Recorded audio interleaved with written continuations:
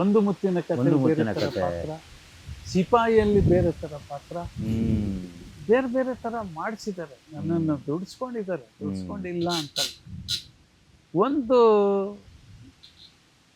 ಈಗಿನ ಜನ್ರೇಷನ್ ಥರ ಮಾರ್ಕೆಟಿಂಗ್ ಮಾಡ್ಕೊಳ್ಳೋಕ್ಕೆ ನಾವು ಹೋಗಲಿಲ್ಲ. ನಾನೊಬ್ಬ ಕಲಾವಿದ ಅಷ್ಟೇ ನನ್ನ ತಲೆಯಲ್ಲಿ ಇದ್ದಿದ್ದು.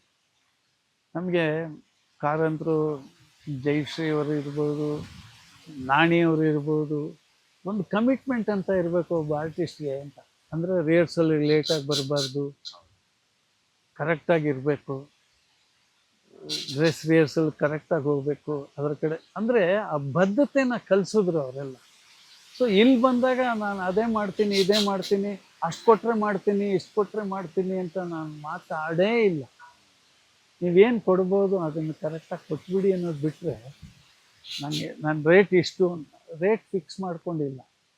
ಸೊ ಹಂಗಾಗಿ ನಾವು ಬೆಳೆಯೋದಕ್ಕೆ ಅದೇ ಕುಂಠಿತ ಆಯ್ತಾ ಅಂತ ಇಲ್ಲ.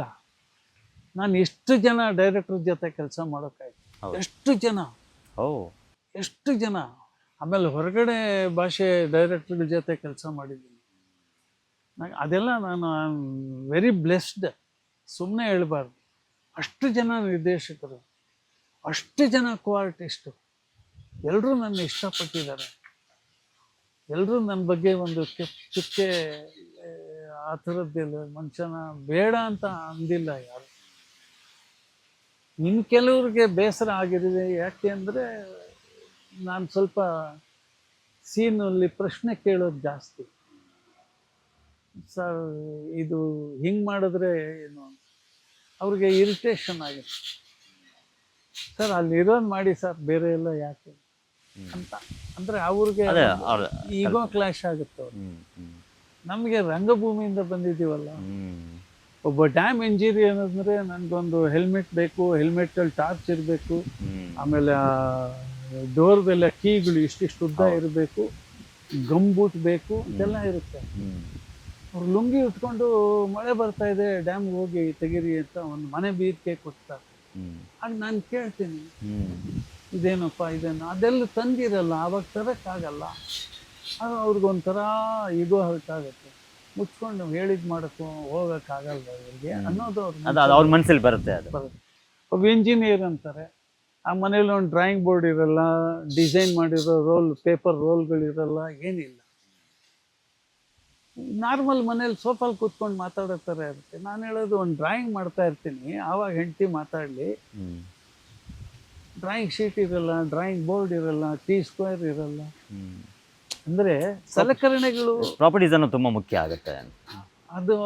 ಅದೆಲ್ಲ ಸ್ವಲ್ಪ ರಂಗಭೂಮಿಯಿಂದ ಬಂದಿದ್ದೀವಲ್ಲ, ನಮಗೆ ಬಿಸ್ನೆಸ್ ಬೇಕು, ಹ್ಯಾಂಡ್ ಪ್ರಾಪರ್ಟಿ ಬೇಕು, ಬೇರೆ ಪ್ರಾಪರ್ಟಿ ಉಪಯೋಗಿಸೋದು ಬೇಕು. ಸುಮ್ಮನೆ ಕೂತಿರೋದಂಗೆ ನಾನು ಶೂ ಪಾಲಿಷ್ ಮಾಡ್ತಾ ಇರ್ತೀನಿ, ಆಗ ಬರಲಿ ಅಂತ. ಒಂದು ಮಿಡಲ್ ಕ್ಲಾಸ್ ಫ್ಯಾಮಿಲಿಲಿ ಅವನೇ ಶೂ ಪಾಲಿಷ್ ಮಾಡ್ಕೋತಾನೆ. ಸುಮ್ಮನೆ ನಿಂತ್ಕೊಂಡು ಮಾತಾಡೋದು ಯೂಶಲಿ. ಇವಾಗ ನಿಮ್ಗೆ ಹೇಳಿದ್ ಆ ಥರ ನಿಜ ಅಲ್ಲ ಇಲ್ಲ, ಅದು ತಪ್ಪೇನಿಲ್ಲ ಸರ್. ಯಾಕಂದರೆ ಒಬ್ಬ ಕಲಾವಿದನಿಗೆ, ಒಬ್ಬ ರಂಗಭೂಮಿ ಕಲಾವಿದನ ಎಸ್ಪೆಷಲಿ ತನ್ನ ಕಲ್ಪನೆಗಳಿರ್ತವೆ.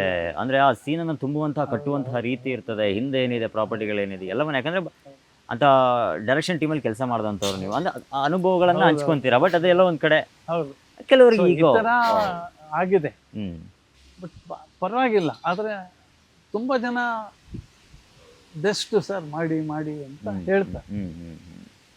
ಇದೇ ನಡ್ಕೊಂಡ್ಬಂದಿದೆ, ಸಮಾಧಾನ ಇದೆ, ತುಂಬ ತೃಪ್ತಿಯಪ್ಪ ಅನ್ನೋ ಥರ ಇಲ್ಲ. ತೃಪ್ತಿ ಬರಬಾರ್ದು, ದ ಎಂಡ್ ಆಗಿಬಿಡುತ್ತೆ ಅಂತ ನನ್ನ ಮನಸ್ಸು. ಇವತ್ತು ನಾನು ಏನೋ ಮಾಡಬೇಕು, ಇನ್ನೇನೋ ಮಾಡಬೇಕು, ಆ ಥರ ಸಿಕ್ಕಿಲ್ವೇ. ಈ ಬೇರೆ ಲ್ಯಾಂಗ್ವೇಜ್ ಸಿನಿಮಾ ನೋಡಿದಾಗ, ಆ ಕಲಾವಿದರು ಯಾರೋ ಮಾಡಿದಾಗ ನನಗೆ ಈ ಥರ ಪಾತ್ರ ಸಿಕ್ಕಲಿಲ್ವೇ ಅಂತ ಆ ಟೈಮಿಗೆ ಅನಿಸುತ್ತೆ. ಅವ್ನು ಸಿಕ್ಕಿರೋದ್ರಲ್ಲಿ ಏನೇನು ತುರುಕ್ಬೋದು, ಏನು ಮಾಡ್ಬೋದು ಅಂತ ಇವತ್ತು ನಾನು ಪ್ರಯತ್ನ ಪಡ್ತೀನಿ.